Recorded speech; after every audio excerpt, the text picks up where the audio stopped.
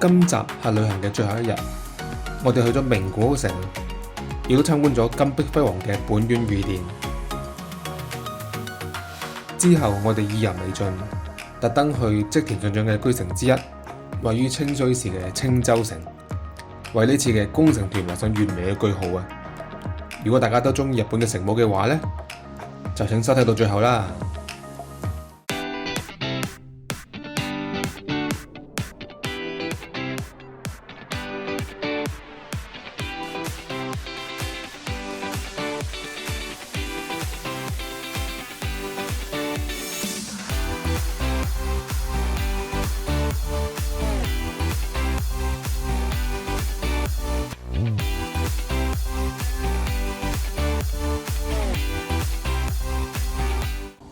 大家好啊，我係 CCC， 今集係本周中部工程團嘅第20話啦，亦都係呢個系列嘅最後一集。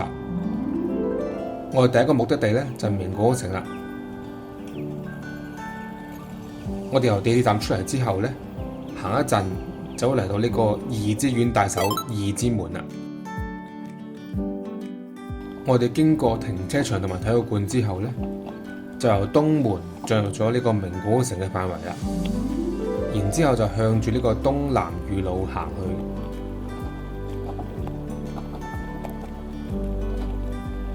行唔好耐之後呢，就見到呢個築城名家加藤清正嘅石像啦。名古屋城嘅石牆呢，就係由佢起噶啦。旁邊呢一個呢，就係東南隅路啦，即係國望樓。名古屋城呢，除咗天守閣之外，總共有3道嘅國望樓嘅，而且都係好幸運咁樣避過咗呢個地震同埋戰火，而流傳至到今日。再行前一啲，呢個就係表二之門，佢係喺1612年建成嘅，當時係用咗呢個好粗好厚嘅木材同埋鐵板去加工，好牢固㗎。之後我哋好快咧就見到本丸御殿嘅玄關啦。本丸御殿興建於1615年，當時咧係尾張藩主嘅宅邸嚟嘅。後來咧德川義直搬出咗主宮殿，移到二之院御殿之後咧，從此本丸御殿咧就被當作為將軍專用下榻嘅地方啦。但係咧喺接下嚟嘅250年裏邊咧，本丸御殿其實只係用過5次咁多嘅啫。亦都因為咁樣，佢都保存咗佢原始嘅完好狀態啦。可惜嘅就係咧，喺1945年二戰嘅期間嘅空襲咧，令到呢個宮殿毀於一旦。好彩咧，佢哋事先撤離同埋保存咗好多珍貴嘅藝術品同埋歷史資料嘅啫。再向前行一陣，就會見到名古屋城嘅天守閣啦。可惜，因為安全問題咧，佢仍然係唔開放嘅喎，真係唔知要等到幾時先至可以入去裏邊參觀啊！睇落嚟呢度，請訂閱我嘅 YouTube 頻道啦，CCC 玩樂工作室。只需要好簡單咁樣喺影片下面讚好、訂閱、撳埋個鐘仔，最好就能夠分享俾大家嘅朋友睇啦！你哋嘅支持係我製作影片嘅動力啊！咁樣我哋就唯有入去本丸御殿去參觀啦。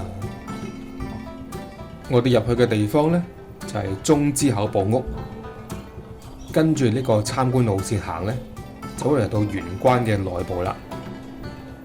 本丸御殿嘅仿真重建分嚟3個部分，佢哋係按照江戶時代嘅圖紙一絲不苟咁樣復原嘅。而喺2018年6月呢，終於就完成整個工程啦，亦都開放參觀。跟住之後呢，就係1之間同埋2之間。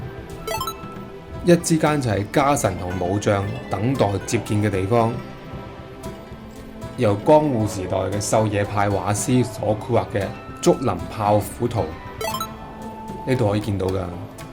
所以呢度呢，又被稱作為一個虎之間啦。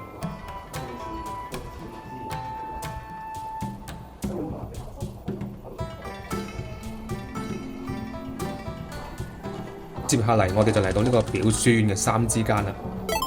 三之間上面描繪嘅就係夏季嘅風景。喺前面嘅象壁上面咧，畫住當時被認為係高貴嘅麝香貓，因為咁樣咧，三之間又被稱為麝香貓之間。而旁邊呢個咧就係二之間啦。象壁上面嘅係咧松風禽鳥圖，但係佢道門打開咗，咁就見唔到呢禽鳥噶咯。當客人要正式覲見藩主嘅時候咧，先至可以進入呢個表書院嘅。之後我哋嚟到呢個表書院嘅一之間同埋上段之間，可以見到裏邊咧有一層高咗一個階段嘅，呢個就係上段之間啦。上段之間就係藩主專屬嘅房間嚟嘅，可以見到當時嘅階級制度係好嚴格㗎。而呢個一之間嘅天花板咧係屬於個小組閣天井，而上段之間嘅天花板咧就叫做節上小組閣天井，有啲唔同嘅。由走廊呢一邊睇上去上段之間咧，可以見到對面咧好似有幾道門排開嘅裝飾嘅。呢個咧係被稱為呢個將台構嘅構造，呢個亦都係能夠進出嘅立戶之間嚟嘅，用途主要就係放置武具。亦都有一種説法咧，就係話有啲護衛藏身喺裏邊，隨時保護藩主。嚟到呢度呢個對面所次之間，佢嘅象壁畫咧係和歌山風俗圖。呢個係因為初代藩主德川義直嘅夫人春姬咧，就係和歌山出身嘅。呢個上段之間嘅主題咧，就係皇都嘅京都。初代藩主德川義直同埋佢嘅正室春姬嘅婚儀咧，亦都被推測喺呢度舉行嘅。上段之間嘅天花板咧係黑漆二重節上小組閣天井，咁又係比表書院嘅天花板再高一個等級嘅樣式嚟嘅喎。我哋嚟到呢個路之廊下啦。路之廊下係本院御殿裏邊一個特別嘅走廊嚟嘅。呢條走廊咧係喺1634年同上樂殿一齊建造嘅。喺牆壁上面咧係畫滿晒一啲豪華嘅畫作，啲畫作亦都延伸到接近天花板嘅地方喎。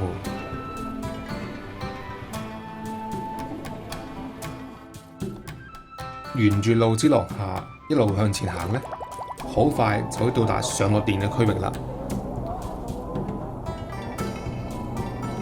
喺上樂殿呢度咧，用呢個栗樹葡萄嘅釘引為例啦，可以見到個細節上面咧，連葡萄果實嘅部分咧，都特別用銀嚟上色，同隔離嘅金色做分別嘅。據說啦，喺當初復原呢啲金具嘅時候咧，一個金具嘅花費咧就要成100萬日元。本院御殿裏邊最高級、最奢侈嘅建設咧，就係上樂殿啦。佢又被稱為御城書院，係為將軍量身打造嘅地方嚟嘅。佢嘅天花板咧都係油上黑漆，貼埋啲金具嘅閣天井嚟嘅。呢條走廊咧都用彩色嘅雕刻嘅欄間嘅，好奢華。前面呢度咧就係上樂殿嘅上段之間啦，淨係得將軍先至入得去嘅啫。但係呢個咁奢華嘅空間，實際上亦都淨係用過2次咁多嘅啫。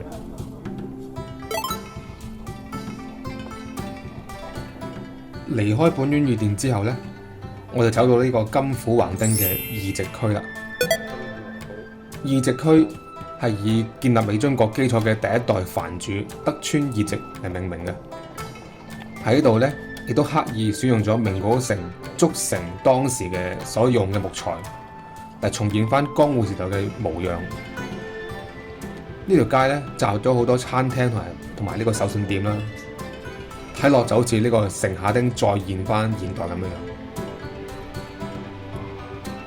我哋參觀完名古屋城之後咧，就覺得有啲意猶未盡啦，所以就暫時唔食午餐住，臨時加入咗呢個青州城嘅行程啦。好，而家我哋向住青州城進發啦。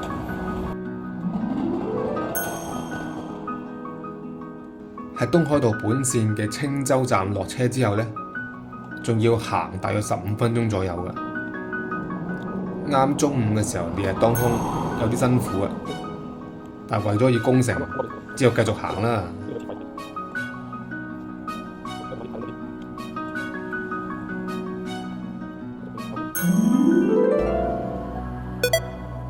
青州城本身就係織田信友做城主嘅。喺弘治元年，即係1555年，織田信長聯合織田信光，將原本嘅城主織田信友殺咗。之後信長咧就由那古野城改遷至到呢度啦，並且進行大幅度嘅增築。由此之後咧，10年期間咧，青州城就係成為咗織田家嘅本據城。直至到永禄6年，即1563年，信長遷移到小武山城之後咧，青州城就冇咗城主咯。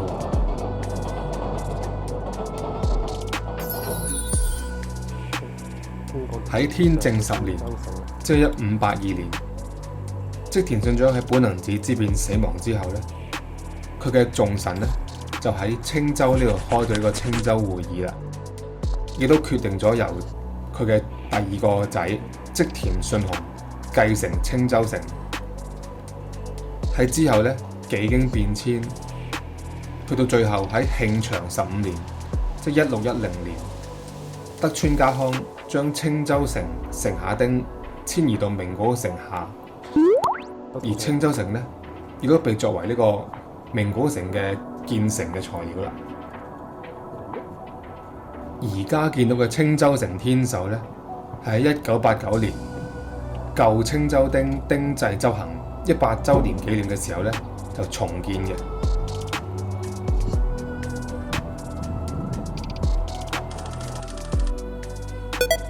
喺旁邊呢個青州城藝能文化館，我哋可以見到一啲甲胄嘅展出。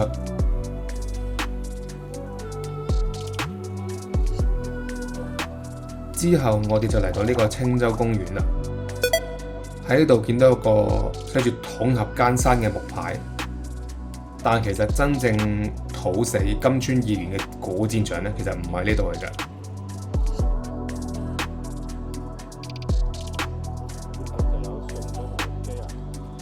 嚟到青州公園裏邊啦，可以見到織田信長同埋隆基啦。呢度見到信長嘅金句：人間50年，巴拉巴拉。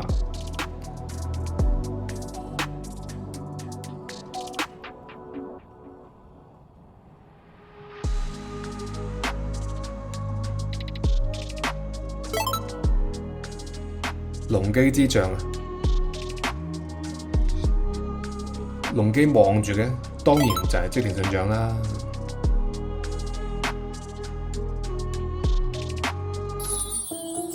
去到呢個時候，旅程已經到尾聲啦。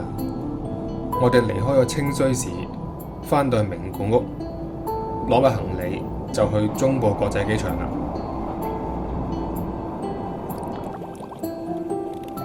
到咗機場之後呢，我哋就去咗呢個雞三和新特利亞店食埋最後一個午餐。咁呢度食嘅就係親子丼啦。喺行過去 T2 離境大堂嘅時候呢，會經過一個航空展嘅。喺呢度仲有羅神同埋星巴克。到 Terminal 2啦，其他出咯。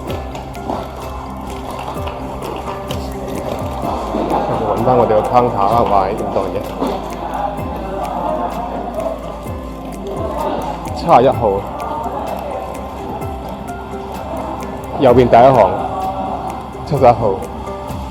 今集就到此為止啦。呢次嘅本州中部公勝團就圓滿結束啦。